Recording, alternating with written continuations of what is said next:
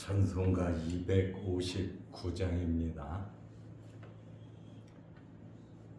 찬송가 259장. 예수 십자가에 흘린 피로써 그대는 씻기어 있는가.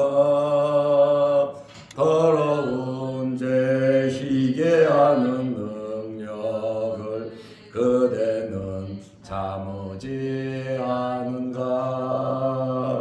예수의 보혈로 그대는 씻기어 있는가. 마음속에 여러 가지 죄악이 깨끗이 씻기어 있는가. 주 예수와 밤낮으로 늘 함께 그대는 행동을 아는가. 아무 때나 어디서나 그대는 십자가 붙들고 있는가. 예수의 보혈로 그대는 씻기어 있는가. 마음속에 여러 가지 죄악이 깨끗이 씻기어 있는가. 주님 예수 다시 올 때 그대는 영접할 예복이 있는가. 그대 몸은 거룩한 곳 천국에 들어갈 준비가 됐는가. 예수의 보혈로 그대는 씻기어 있는가. 마음속에 여러 가지 죄악이 깨끗이 씻기어 있는가. 모든 죄에 더러워진 예복을 주 앞에 지금 다 벗어서 샘물같이 솟아나는 보혈로 눈보다 더 희게 씻으라. 예수의 보혈로 그대는 씻기어 있는가. 마음속에 여러 가지 죄악이 깨끗이 씻기어 있는가. 아멘. 사도신경으로 우리의 신앙을 고백하겠습니다.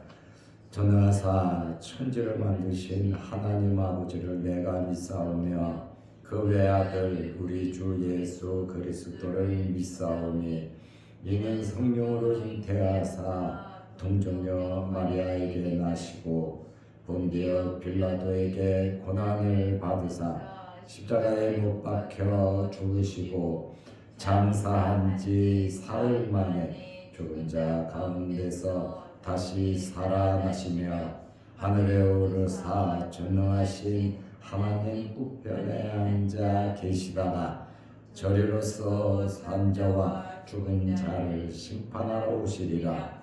성령을 믿사오며 거룩한 공예와 성도가 서로 교통하는 것과 죄를 사하여 주시는 것과 몸이 다시 사는 것과 영원히 사는 것을 믿사옵나이다.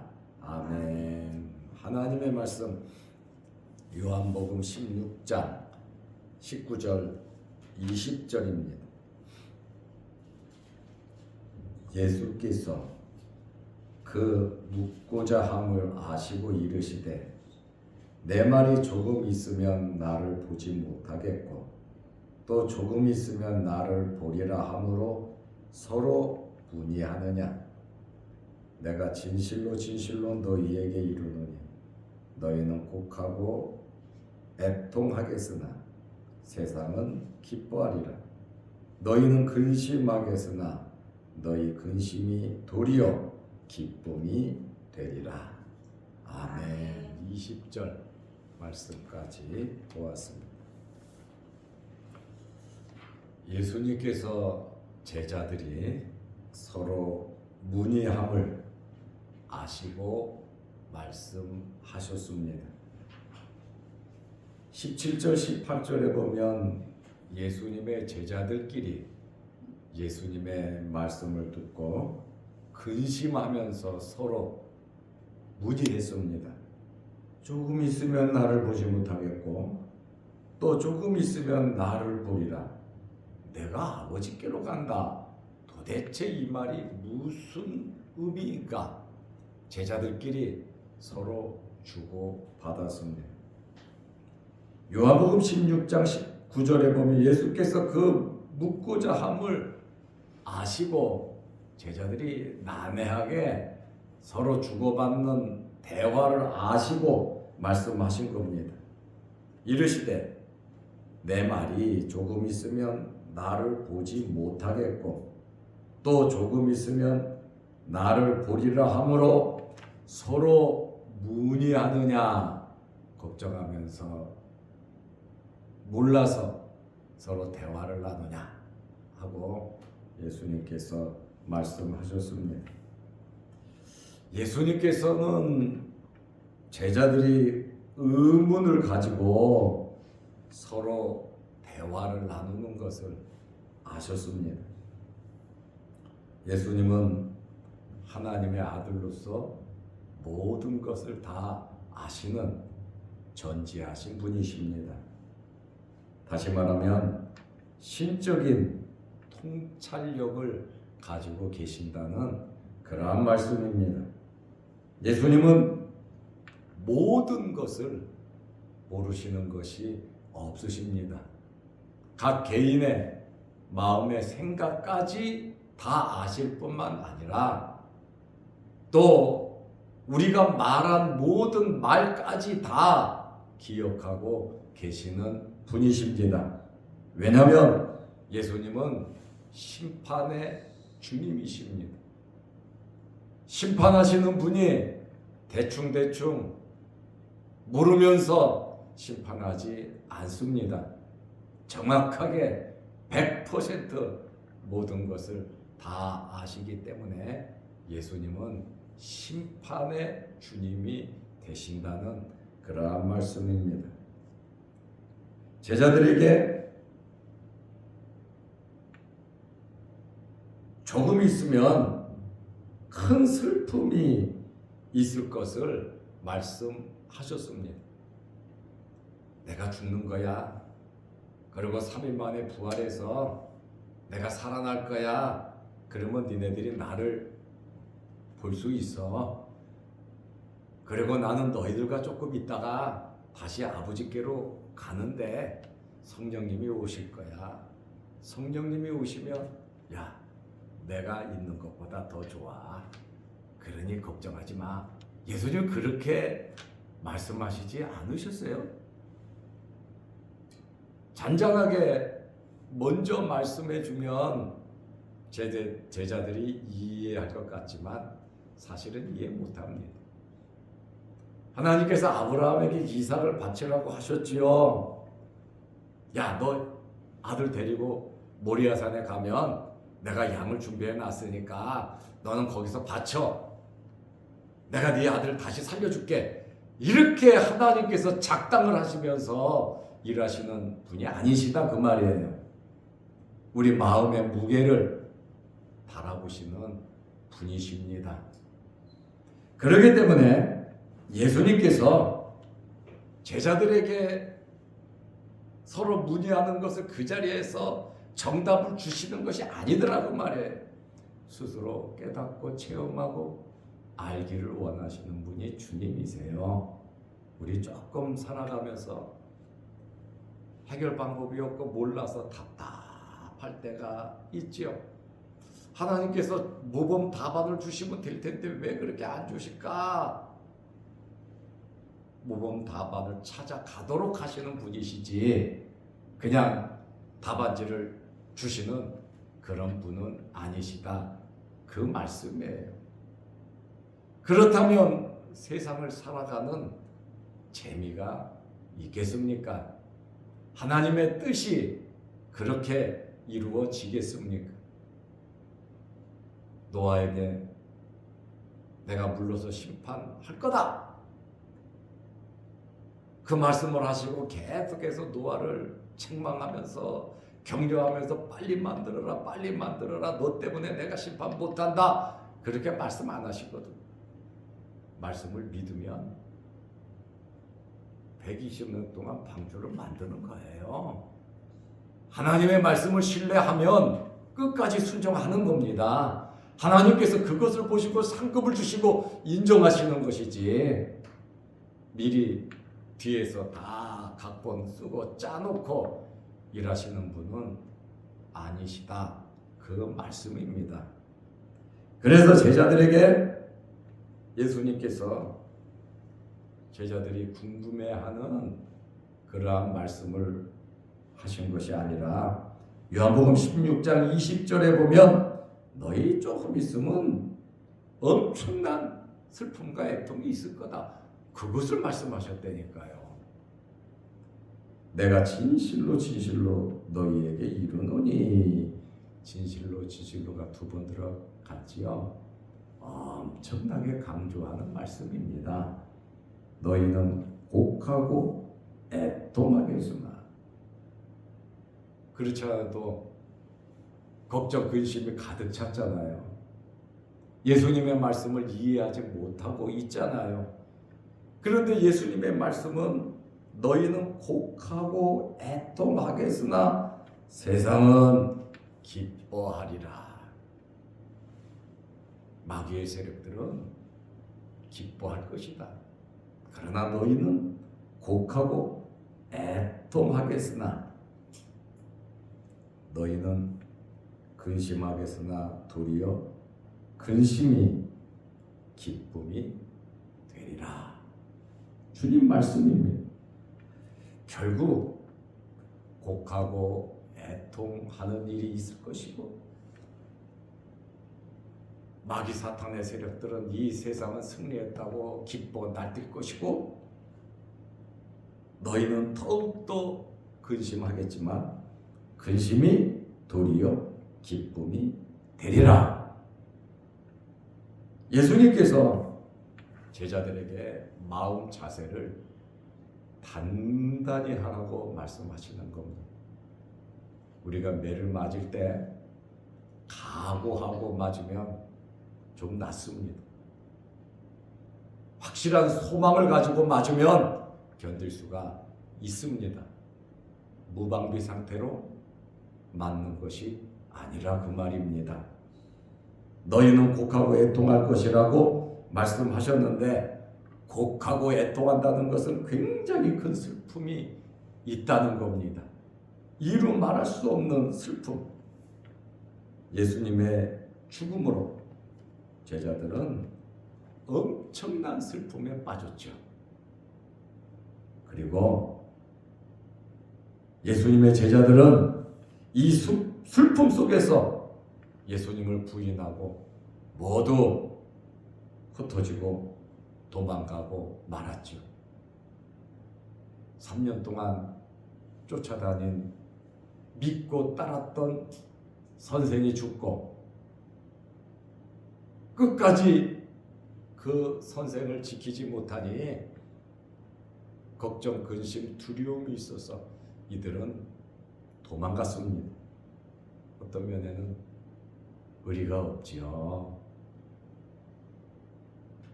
변하지 않는 신앙, 사람과 사람과의 관계에서도 의리가 얼마나 중요한지 모릅니다.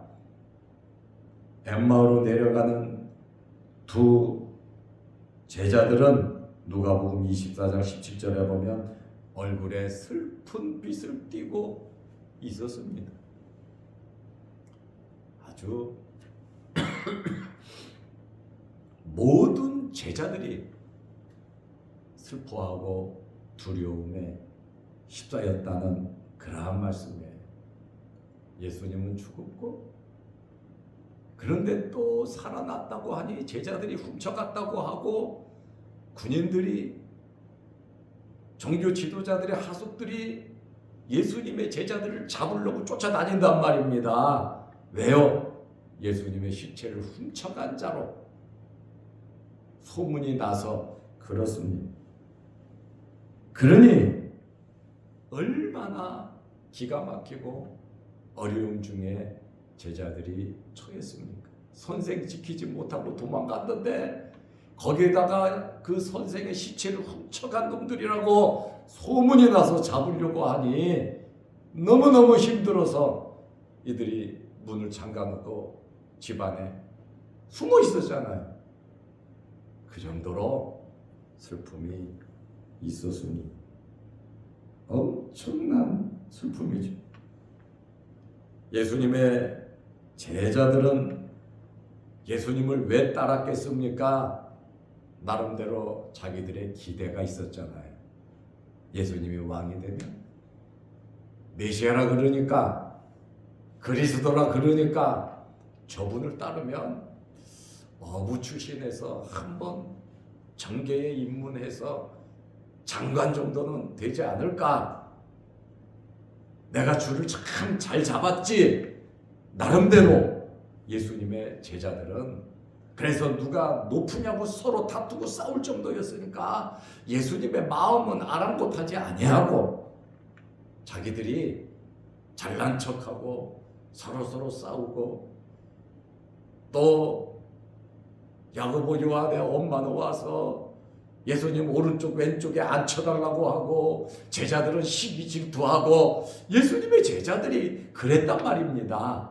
각자 자기의 모든 기대가 있었는데 그 기대가 다 하루아침에 사라지고 자신들 앞에 놓인 현실이 곡하고 애통한다는 것입니다. 얼마나 상처가 되고 기가 막힌 일입니까? 그런데 세상은 기뻐한다고 반대편은 더 기뻐한다고 예수님께서 말씀하고 있잖아요.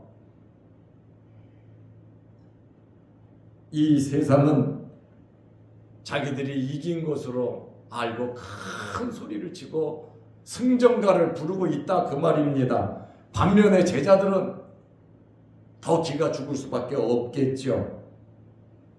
예수님의 죽음으로 세상은 승리했다고 착각을 했고 제자들은 이제는 소망이 없다. 이렇게 소망의 줄을 놓았다 그 말입니다. 참 말씀 붙잡고 있으면 되는데 주님 말씀 붙잡고 견디면 되는데 그것이 없었다는 그러한 말씀입니다. 예수님의 죽음으로 사탄의 세력들은 이긴 줄 알았습니다. 제자들 또한 패한 것으로 알고 곡하고 애통하고 근심하고 슬퍼했습니다. 세상의 기쁨은 결국 예수님의 부활하심으로 사라지게 됩니다. 예수님의 말씀은 뭐라고 하셨습니까? 너희는 근심하겠으나 너희 근심이 도리어 기쁨이 되리라. 예수님 때문에 자기들 몸을 사리면서 자기들의 이기적인 생각 때문에 근심을 한단 말이죠. 그런데 예수님의 말씀은 근심이 도리어 기쁨이 되리라. 오늘 예수님 이 말씀이 여러분의 말씀이 되시기를 바랍니다. 우리가 세상에 살면서 얼마나 걱정 근심되는 일이 있습니까? 걱정 근심 없는 사람은 죽은 사람입니다. 그러나 이 걱정 근심이 예수님의 말씀은 도리어 기쁨이 된다 그러잖아요. 우리의 염려, 걱정, 근심이 기쁨이 될 줄로 믿으시기 바랍니다. 슬픔이 변하여 기쁨이 된다는 겁니다. 예수님께서 기쁨을 줘서 기쁨이 오는 것이 아니라 슬픔이 변하여 기쁨이 된다는 거예요. 다시 말하면 그 슬픔의 문제가 해결이 돼서 기쁨이 된다는 겁니다. 슬픔이 그대로 있는데 기쁨을 준 그것이 아니라는 거야. 이 슬픔이 변해서 기쁨이 된다는 겁니다. 슬픔을 겪었기 때문에 기쁨을 아는 겁니다. 그렇기 때문에 우리가 당하는 고난이 장차 올 영광과 비교할 수도 없다는 이 사실을 우리는 알아야 하는 것입니다. 십자가가 처음에는 슬픔의 원인이었습니다. 예수님이 떠나는 것이 슬픔의 원인이었습니다. 예수님의 죽음이 슬픔의 원인이었지만은 이것 때문에 기쁨의 근원이 된다 이렇게 말씀하고 있어요. 예수님께서 부활하셨고 예수님께서 그들을 찾아오셨고 그들에게 말씀을 주셨고 또 하늘로 승천하셨고 그들에게 성령을 주셨고 세상 끝날까지 함께 하신다는 겁니다. 제자들하고만 하시는 것이 아니라 저와 여러분과도 함께 하시는 예수님이십니다. 우리의 삶도 그렇습니다. 슬프고 힘든 일들이 우리에게 여러 가지 기도 제목이 있지만 기도하고 말씀대로 살아간다면 하나님께서 해결해 주셔서 큰 기쁨을 여러분들에게 주실 것입니다. 결론으로 말씀드리겠습니다. 에덴 동산에서 마귀 사탄은 아담과 하와를 범죄케 하고 쓰러뜨렸습니다. 그래서 에덴 동산에서 쫓겨났고 영적인 죽음이 왔고 하나님과의 관계가 끊어졌습니다. 마귀는 자기의 목표를 달성한 줄로 알았습니다. 그런데 곧바로 하나님께서 뭐라고 말씀하셨습니까? 여인의 후손이 뱀의 머리를 상하게 할 것이요. 바로 마귀 사탄의 역사를 깨트리는 놀라운 말씀을 해주셨다 그 말입니다. 해결 방법을 말씀해 주셨습니다. 그리스도로 말미암아 하나님께서 회복하신 겁니다. 구약의 성도들은 오실 예수님을 바라보고 믿음으로 구원을 받았습니다. 신약의 성도들은 오신 예수님을 바라보고 믿음으로 구원을 받았습니다. 그러므로 세상은 기뻐하지만 우리를 넘어뜨리고 쓰러뜨리고 하나님과 멀리하고 기도하지 못하게 하고 마음에 걱정과 근심을 주면서 세상은 야, 잘 되고 있다. 아, 걱정 안 해, 근심 안 해, 포기 안 해, 교회 안 나가네, 기도 안 하네, 봉사 안 하네, 충성 안 하네, 와, 잘한다 기뻐합니다. 그만큼 성도들이 영적으로 제자들처럼 어두운 상태에 들어간다는 것이죠. 그러나 예수님의 말씀은 근심이 도리어 기쁨이 되리라 해결해 주신다는 겁니다. 그러므로 예수 그리스도를 바라보고 해결자 되시는 예수 그리스도, 너희 근심이 도리어 기쁨이 되리라, 이 말씀을 믿고 말씀대로 믿음으로 세상의 유혹과 세상을 따라가지 말고 오직 예수 그리스도로 만족하면서 살아가시기를 바랍니다. 기도하겠습니다. 하나님 아버지, 어제는 거룩한 주일을 잘 지내게 하시고 또 성탄 축하 발표를 하고 선물 교환을 하고 성도 간의 깊은 교제를 통하여 하나님께 영광 돌리게 하심을 감사합니다. 우리가 예배드리는 일, 주님의 몸된 교회를 위해서 물심양면으로 힘쓰고 애쓰는 모든 성도들 주님 아시오니 그들에게 크신 복을 내려 주옵소서.